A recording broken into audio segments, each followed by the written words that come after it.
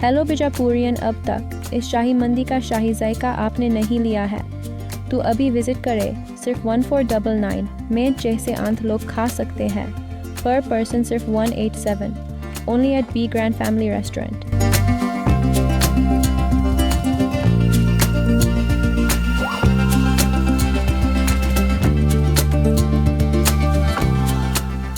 मैं हूं आबिद हुसैन शेख, आपका खैर मकदम है कर्नाटक एक्सप्रेस में। सबसे पहले नजर आज की हेडलाइंस।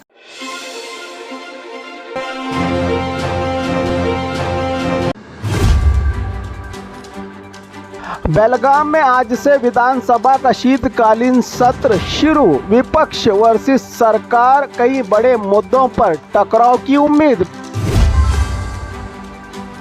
बागलकोट में सर्दियों का एक्सीडेंट सीजन, गन्ने से भरे ट्रैक्टर ट्रॉली बन रहे हैं हादसों की बड़ी वजह। KSCA चुनाव में वेंकटेश प्रसाद की धमाकेदार जीत, अध्यक्ष पद पर कब्जा। उनकी टीम ने 16 में से 11 सीटें जीती। बेलगाम अधिवेशन से पहले MES और शिवसेना के कार्यकर्ताओं का हंगामा। सरहदों पर कर्नाटक की बसें रोकी गई तो कई नेता हिरासत में। बैंकॉक से 18 करोड़ का हाइड्रो गांजा बेंगलुरु लाया गया। एयरपोर्ट स्टाफ की मिली भगत का शक, पुलिस की पिन टू पिन जांच शुरू। PDO के मोबाइल बंद, जनता नाराज। क्या सरकार के पास रिचार्ज के भी नहीं है पैसे, उठ रहे हैं सवाल। कुमार स्वामी के बयान पर सियासी घमासान, संविधान में जगह हो तो ठीक वरना क्यों, मंत्रियों का पलटवार। बीजापुर में बेटे की चाहत ने इंसानियत को किया शर्मसार। मैसूरू बेंगलुरु हाईवे पर बड़ा हादसा टला, 20 यात्री घायल। बस डिवाइडर से टकराकर हुई बेकाबू। मैसूरू में रियल एस्टेट कारोबारी का फिल्मी स्टाइल में किडनैप, पुलिस ने कुछ ही घंटों में 5 किडनैपर्स को किया गिरफ्तार। अब खबरें विस्तार से।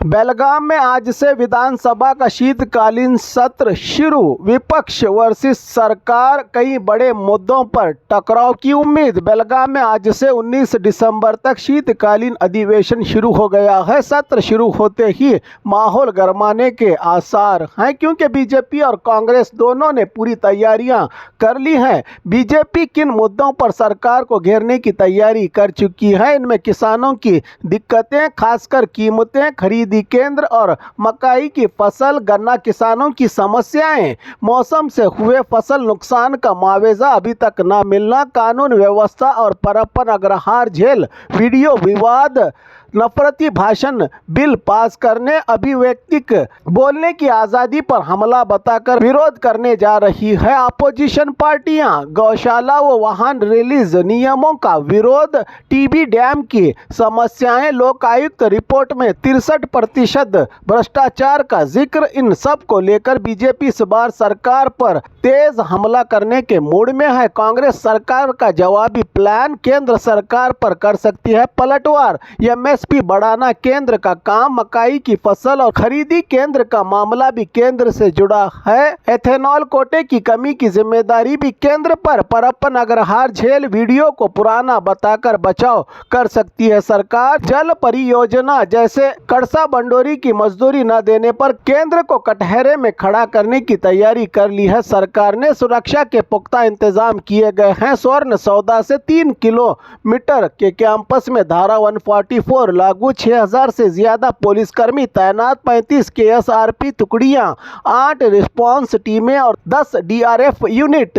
पूरे शहर में 800 से ज्यादा CCTV कैमरे। किसान संगठनों के संभावित विरोध को देखते हुए अतिरिक्त पुलिस बंदोबस्त किया गया है पूरे शहर और स्वर्ण सौदा के आसपास। खास बात, इस सत्र में उत्तर कर्नाटक की समस्याओं पर चर्चा की उम्मीद। बीजेपी कांग्रेस में तेज खींचातानी, कई दिनों से चर्चा में चल रहे राजनीतिक विवाद भी मुख्य मुद्दे बन सकते हैं इस सत्र में। ये सत्र राजनीतिक रूप से बेहद गर्म रहने वाला है और कई बड़े फैसलों की उम्मीद जनता लगाए बैठी है, खासकर उत्तर कर्नाटक के।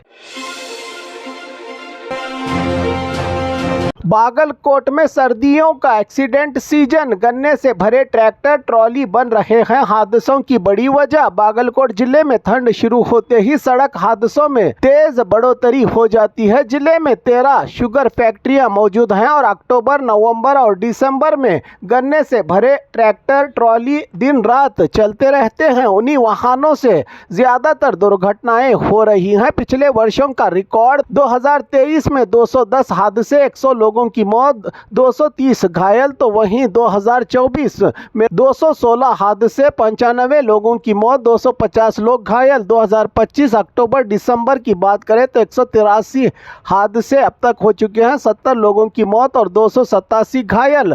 हादसे बढ़ने के मुख्य कारण सर्दी में घना कोहरा, जिससे सामने की गाड़ी साफ तौर पर नजर नहीं आती। कई ट्रैक्टर लॉरियों में पीछे रिफ्लेक्टर नहीं लगे होते। रात में सड़क किनारे खड़ी गाड़ियां, ड्राइवरों की लापरवाही और तेज रफ्तार चलाना, वाहन ट्रैक्टरों में तेज आवाज में गाने बजाना, ओवरटेक करने की गलत कोशिश। प्रशासन की अपील, जिला प्रशासन ने चेतावनी देते हुए कहा है कि सभी गन्ना दौड़ाने वाले वाहन रिफ्लेक्टर लगाएं, रात में सड़क पर पार्किंग ना करें, ड्राइविंग करते समय सावधानी और कम गति से गाड़ियां चलाएं। बाइक और कार चालकों से भी अपील की गई है कि ट्रैक्टर और ट्रॉली देखते ही अपनी वाहनों की रफ्तार कम कर दें। गन्ना क्रशिंग सीजन अब हादसों का सीजन बनता जा रहा है। इसे रोकने के लिए हर वाहन चालक को ज्यादा सतर्क और सावधान रहने की जरूरत है।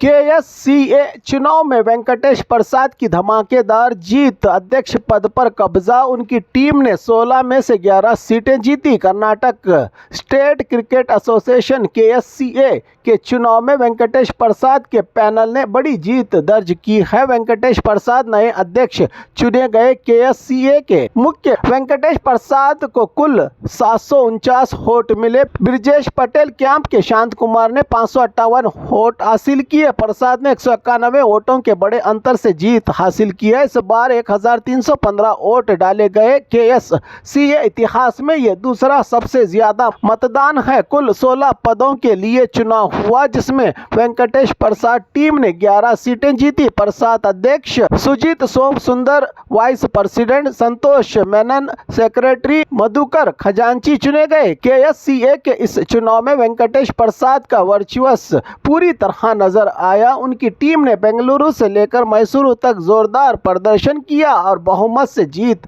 हासिल की।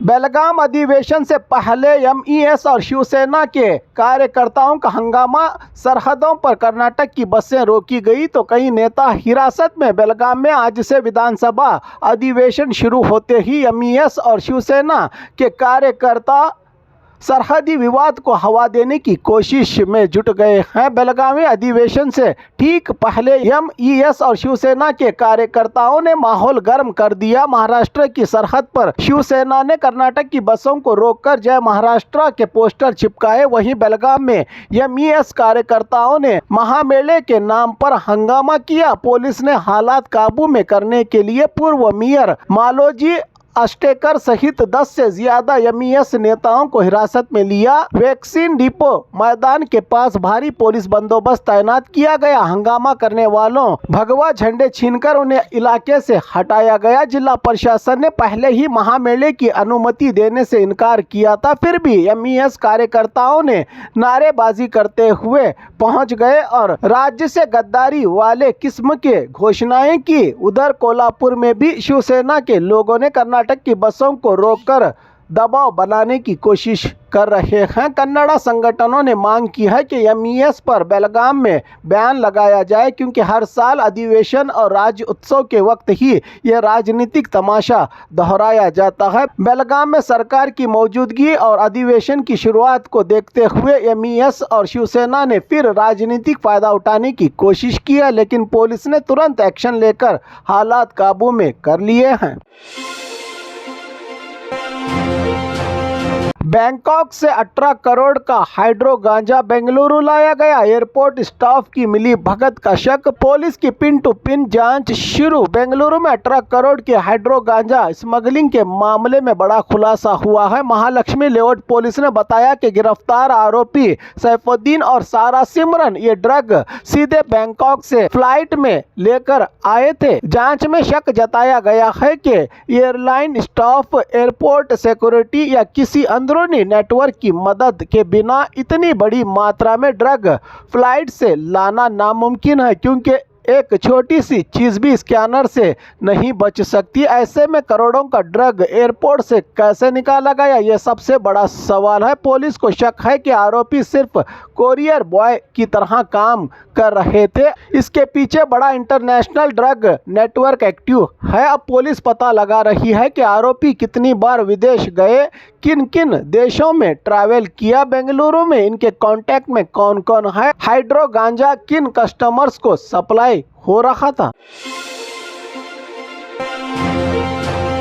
पीडीओ के मोबाइल बंद, जनता नाराज। क्या सरकार के पास रिचार्ज के भी नहीं है पैसे, उठ रहे हैं सवाल। चिकमंगलुरु जिले में चौंकाने वाले हालात सामने आए हैं। सरकारी सिस्टम पूरे 5-6 महीनों से जिले के 224 ग्राम पंचायतों के पीडीओ के सरकारी मोबाइल नंबर लगातार स्विच ऑफ आ रहे हैं, क्योंकि सरकार ने इन नंबरों का रिचार्ज ही नहीं करवाया। पीडीओ के कॉल करने पर स्विच ऑफ का संदेश आता है। गांव वालों को छोटे से काम के लिए भी पूरा दिन पंचायत दफ्तर में इंतजार करना पड़ रहा है। सरकार मंच पर तो गारंटियों की बड़ी बातें करती है, लेकिन पीडीओ के मोबाइल रिचार्ज के लिए भी पैसा नहीं है। ऐसा सवाल जनता पूछ रही है सरकार से। गांव के लोगों का कहना है कि एक फोन पर होने वाला काम करवाने के लिए पूरा दिन छोड़कर पंचायत आना पड़ता है। पीडीओ से संपर्क ही नहीं हो पा रहा है। अधिकारियों ने भी माना है कि नंबर रिचार्ज न होने से कामकाज पर असर पड़ा है। लोगों की मांग है कि तुरंत पीडीओ के सरकारी मोबाइल नंबरों का रिचार्ज किया जाए। सरकार की चुप्पी ने जनता की नाराजगी और बढ़ा दी है इलाकों में। कुमार स्वामी के बयान पर सियासी घमासान, संविधान में जगह हो तो ठीक वरना क्यों, मंत्रियों का पलटवार। बेलगाम के शीतकालीन विधानसभा सत्र में पूर्व मुख्यमंत्री कुमार स्वामी के उस बयान पर नई बहस शुरू हो गई है राज्य भर में, जिसमें उन्होंने स्कूलों में पढ़ाए जाने वाले किताबों में भगवत गीता शामिल करने की बात कही थी। सरकार के मंत्री संतोष लाड और दिनेश गुंडूराव ने इस बयान का कड़ा जवाब देते हुए कहा, जो भी करना है संविधान के अनुसार करना चाहिए। संविधान में कोई जगह नहीं तो फिर ऐसे सुझाव क्यों। मंत्री ने सवाल उठाया कि कुमार स्वामी इतने साल राजनीति में रहे, 2 बार मुख्यमंत्री भी बने, तो अब अचानक ये ज्ञान क्यों आया। मंत्री ने आगे कहा, अगर गीता चाहिए तो फिर रामायण, कुरान, बाइबल सभी धर्मों के ग्रंथ पढ़ाने चाहिए। बच्चों को सिर्फ एक धर्म को क्यों बढ़ावा। राजनीतिक स्टंट बताया और कहा कि कुछ लोग बीजेपी को खुश करने के लिए ऐसे मुद्दे उठाते हैं। बीजापुर में बेटे की चाहत ने इंसानियत को किया शर्मसार। महिला पर अत्याचार, बाल नोचे, खून बहाया, जादू टोने के नाम पर किया गया परेशान। बीजापुर जिले के हन्नटगी गांव में दिल दहला देने वाला मामला सामने आया है, जहां बेटे की चाहत में ससुराल वालों ने एक महिला पर जादू टोने, देवी निकालने और दरिंदगी भरा दिया है संदेश। घर वालों ने एक डायन तांत्रिक के कहने पर महिला को कहा कि इस पर भूत सवार है। तांत्रिक ने कहा भूत निकाल दिया तो लड़का पैदा होगा, और बस इसी बात पर सब घर वाले भरोसा कर बैठे। महिला के सर के बाल जड़ से नोच लिए गए, यहाँ तक कि स्किन उखड़ गई और खून बहने लगा। वीडियो कॉल पर तांत्रिक ने आदेश दिया, बाल काटो, खून निकले तो भूत उतर जाएगा। महिला तकलीफ से बेहोश होती रही, मगर अत्याचार नहीं रुका। ससुराल वालों ने कहा 3 लड़कियां पैदा हुई हैं, इसीलिए घर में परेशानियां हैं। लड़का पैदा नहीं हो रहा है क्योंकि इसमें भूत सवार है। इसी बहाने इसे जंगल ले जाकर मारपीट, बाल नोचने और जादू टोने किए गए। पीड़ित महिला की हालत, सर पर गहरे जख्म, खून बहता रहा, कई बार बेहोश हो गई, दिमागी सदमा लगा है महिला को। इस घटना से इलाके के लोगों में आक्रोश, ये इंसान है या जानवर, इन पर हत्या का केस दर्ज होना चाहिए। तांत्रिक और ससुराल वाले सबको गिरफ्तार करना जरूरी है। पुलिस मामले की पूरी जांच कर रही है। पीड़ित महिला और इसके घर वालों ने कड़ी कार्रवाई की डिमांड की है इंसाफ के लिए पुलिस विभाग से। मैसूरू बेंगलुरु हाईवे पर बड़ा हादसा टला, 20 यात्री घायल, बस डिवाइडर से टकराकर हुई बेकाबू। मैसूरू बेंगलुरु नेशनल हाईवे पर लिंगनदोड्डी गांव के पास एक बड़ा हादसा होने से टल गया। जानकारी के अनुसार मगाड़गी की ओर जा रही एक बस सर्विस रोड पर डिवाइडर से टकरा गई, जिससे ड्राइवर का कंट्रोल बस से छूट गया। डिवाइडर से टक्कर के बाद बस लड़खड़ाकर सड़क पर आगे बढ़ती रही। इस दुर्घटना में करीब 20 यात्रियों को चोटें आई हैं। मौके पर मौजूद लोगों के अनुसार अगर बस उलट जाती तो बड़ा नुकसान हो सकता था, हादसा गंभीर हो सकता था, लेकिन खुशकिस्मती से बड़ी अनहोनी टल गई और सभी घायलों की हालत खतरे से बाहर बताई जा रही है।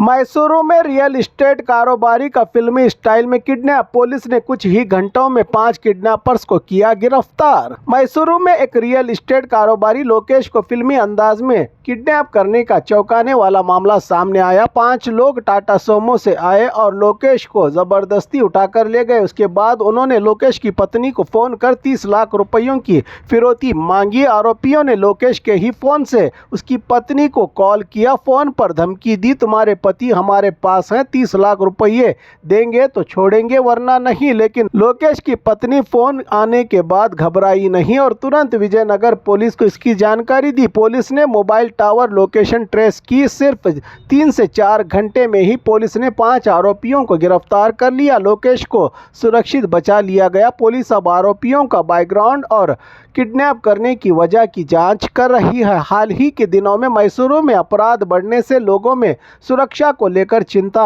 बढ़ी है। पुलिस का कहना है कि ऐसे मामलों में फौरन शिकायत करना ही सबसे बड़ा और असरदार कदम होता है, इसलिए इस वारदात में हमें कामयाबी मिली।